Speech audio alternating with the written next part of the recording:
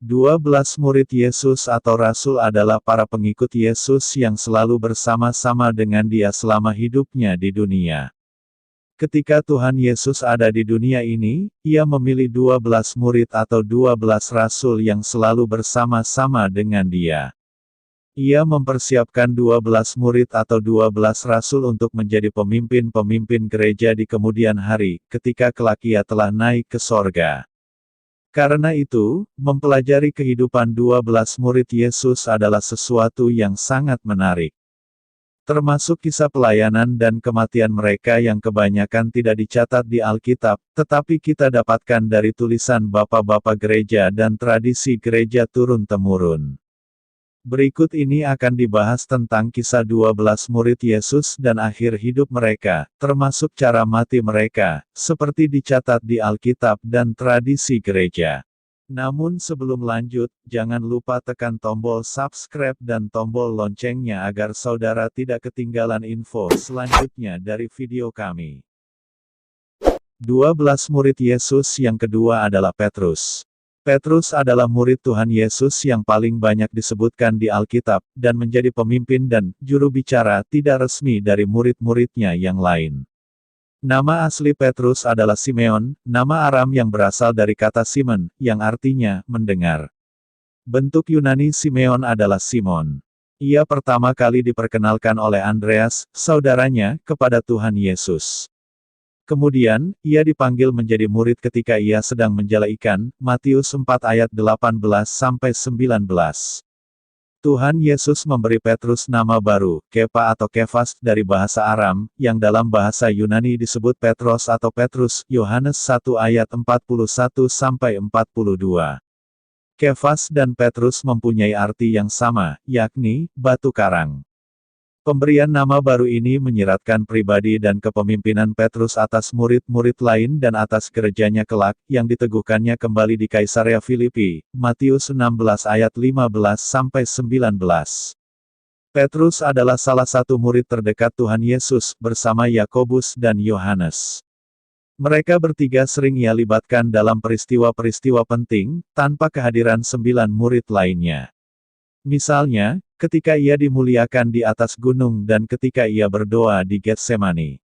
Petrus adalah seorang yang cepat bertindak, tanpa berpikir terlebih dahulu. Puncaknya adalah ketika Petrus bersumpah dengan tegas di hadapan Tuhan Yesus bahwa ia bersedia mati bersamanya, tetapi ketika Tuhan Yesus ditangkap, ia menyangkalnya sebanyak 3 kali. Namun, setelah kebangkitannya, Petrus dikunjungi secara khusus oleh Tuhan Yesus, Lukas 24 ayat 34. Kemudian ia memulihkan kembali panggilan Petrus dan memberinya tugas untuk menggembalakan domba-dombanya, Yohanes 21 ayat 15-19.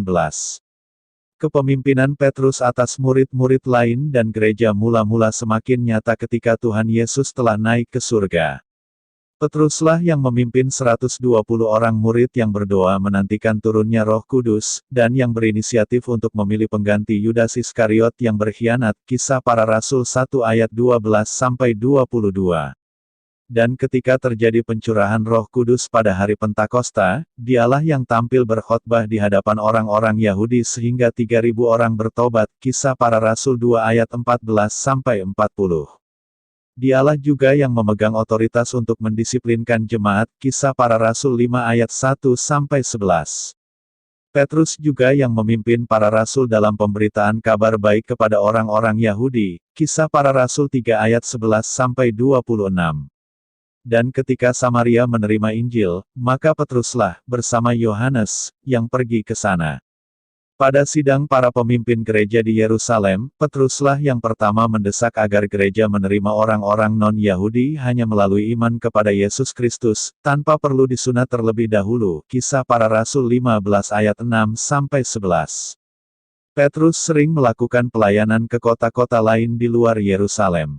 Ia pergi ke Lida dan Yope, Kisah Para Rasul 9 ayat 32-43, Antiokhia, Galatia 2 ayat 11, dan mungkin ke Korintus, 1 Korintus 1 ayat 12.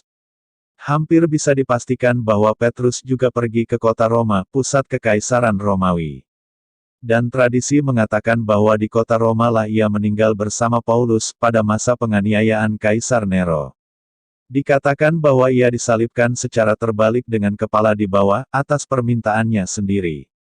Sebab ia merasa tidak layak disalibkan dengan kepala di atas, seperti gurunya, Tuhan Yesus. Kuat dugaan bahwa makam Petrus terdapat di dasar gedung gereja Basilika di kota Roma, Vatikan, gereja terbesar di dunia dan pusat gereja Katolik. Petrus meninggalkan warisan berupa kitab suci, yakni surat 1 Petrus dan 2 Petrus, yang diduga kuat ditulisnya dari kota Roma. Selain itu, menurut tradisi dan penelitian para pakar Alkitab, pengaruh Petrus juga sangat kuat di dalam penulisan kitab Injil Markus. Sobat belajar Alkitab, demikian tadi kisah murid Tuhan Yesus yang kedua yaitu Petrus, dan kisah kematiannya. Sampai bertemu kembali di kisah murid Tuhan Yesus yang lain. Shalom.